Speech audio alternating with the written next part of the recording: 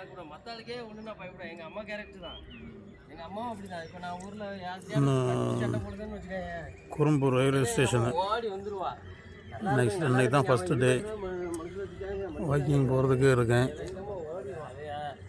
மக்கள்லாம் வாக்கிங் போயிட்டுருக்காங்க. சரி வாக்கிங் போகலான்னா சரி நேற்று வந்து டயர்டு ஒன்றும் பண்ண முடியல. சரி இன்றைக்கி டச் பண்ணணுமேன்னு சொல்லிட்டு வந்துட்டேன். மேக்ஸிமம் ஃபோர்ஸ் கொடுத்து எவ்வளோ முடியுமோ அவ்வளோ நடக்க போகிறேன். Thank you God, thank you.